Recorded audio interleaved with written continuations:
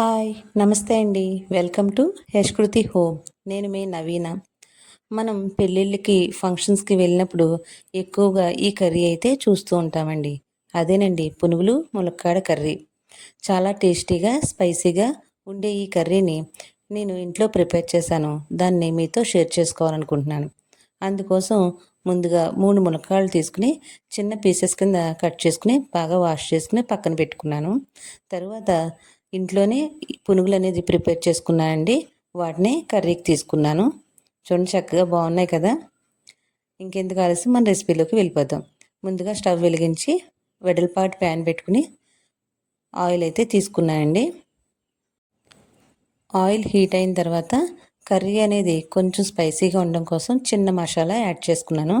దానికోసం చిన్న దాల్చిన చెక్క ముక్క, 2 యాలకులు, 1 లవంగం, కొంచెం జీలకర్ర వేసాను. తర్వాత కొంచెం కరివేపాకు, కొన్ని చిల్లీస్ తీసుకున్నా అండి. ఇవి లైట్గా ఫ్రై అయిన తర్వాత మనం కట్ చేసి పక్కన పెట్టుకున్న ఆనియన్స్ అనేవి యాడ్ చేశానండి.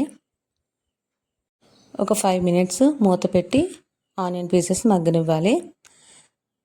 ఆనియన్ పీసెస్ గోల్డెన్ కలర్లోకి వచ్చిన తర్వాత వాటిలో కొంచెం సాల్ట్ వేసి మూత పెట్టాలండి. ఆనియన్ పీసెస్లో సాల్ట్ వేయడం వల్ల తొందరగా ఆనియన్ పీసెస్ అనేవి మగ్గిపోతాయి. సాల్ట్ యాడ్ చేసి కొంచెం సేపు మగ్గనిచ్చిన తర్వాత మనం కట్ చేసి పక్కన పెట్టుకున్న మునక్కాడలు కూడా వేసుకోవాలండి. మునక్కాడలు అనేవి మెత్తగా చక్కగా ఉడికేలాగా మనం మగ్గించుకోవాలి.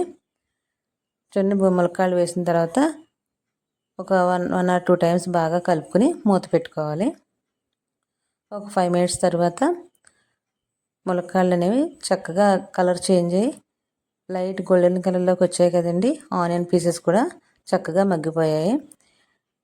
ఇంకొంచెం గ్రేవీ కోసం మనం ఇంకొంచెం మసాలా యాడ్ చేసుకోవాలండి. దానికోసం ఒక మిక్సీ జార్ తీసుకుని కొద్దిగా అల్లం, కొన్ని వెల్లుల్లి, కొంచెం జీడిపప్పు, కొద్దిగా గసగసాలు తీసుకుని చక్కగా మెత్తని పేస్ట్లా చేసుకోవాలి.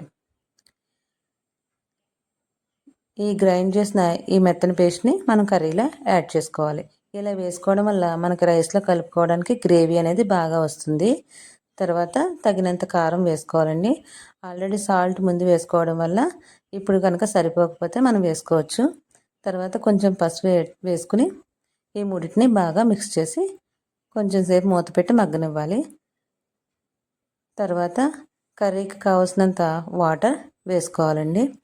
ఈ కర్రీ అనేది రైస్లోకి కాకుండా మనం చపాతీస్లోకి కూడా తీసుకోవడానికి చాలా బాగుంటుంది. చక్కగా టేస్టీగా స్పైసీగా ఉంటుంది. వాటర్ యాడ్ చేసుకున్న తర్వాత కొంచెం సేపు మరగనివ్వాలండి. వాటర్ మరిగిన తర్వాత మనం ముందు వేసుకుని పక్కన పెట్టుకున్న పునుగులు అయితే దీంట్లో వేసుకోవాలి. చూడండి, చిట్టి పునుగులు భలే ఉన్నాయి కదా. కర్రీ చాలా టేస్టీగా చూడడానికి ఎర్రగా చక్కగా ఉంది కదా. మీకు కూడా తినాలనిపిస్తుందా? అయితే ఇంకెందుకు ఆలస్యం, మీరు కూడా ఈ రెసిపీని మీ ఇంట్లో ప్రిపేర్ చేసుకొని తీసుకోండి. లాస్ట్లో కొత్తిమీర గార్నిష్ చేసుకుంటే మనకు కావాల్సిన పునుగులు మునక్కాడ కర్రీ అయితే రెడీ అయిపోయిందండి. ఇలాంటి రెసిపీస్ మీకు మరిన్ని కావాలంటే నా వీడియోస్ని సబ్స్క్రైబ్ చేసుకోండి. Please share, like and subscribe my videos. Okay, thank you friends. Thanks for watching.